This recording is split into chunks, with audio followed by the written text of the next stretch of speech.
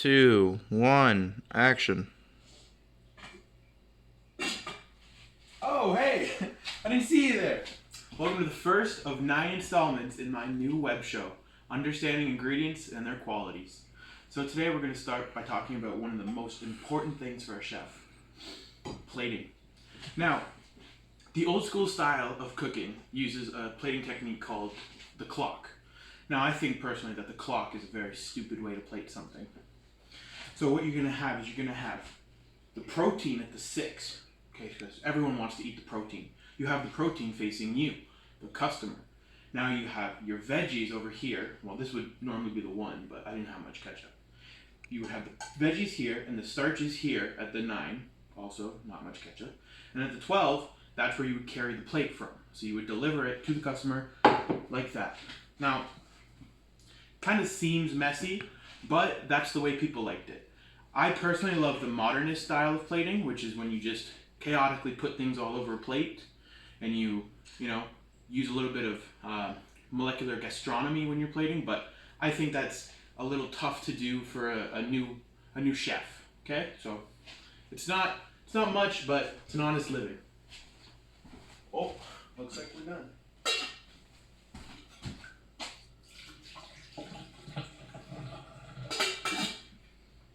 So in class we talked about shift. Now shift is not S-H-I-F-T. In the culinary world, shift is S-C-H-I-F-T, which is shape, color, height, flavor, items. Oh, that's an odd one.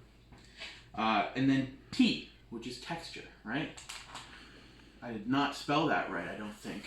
But anyways, the point I'm trying to get across is that the S, C, H, F, and T are obvious. Shape, it's how the food looks. The color, what color is the food. The height, it's tall, it's short. Either way, it looks appealing. And flavor, how's it taste? Now texture, come on, mouthfeel. It's great. You gotta have it. Now, where it gets tricky is with the I. The I means items, and in the culinary world, items means how many moves it takes to assemble the plate.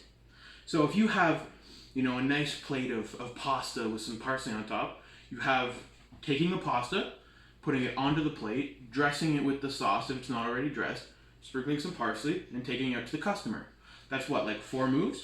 That's easy to, replicate for a mass production of them. Like say you have 200 guests, you can easily do that over and over again. But if you have 200 guests and your plate is like some fancy salmon whatever, and you have like, you gotta make a sea swoop of sauce, and then you put the salmon on top, and it's beautiful with some dill sauce. Oh, that would be so good. But, that's like 8 moves. You can't do that because you're gonna have 200 dishes where you have to do it 8 times to make the plate done. Someone's gonna mess up somewhere, right? It's all a matter of how easy it is to make the dish over and over again.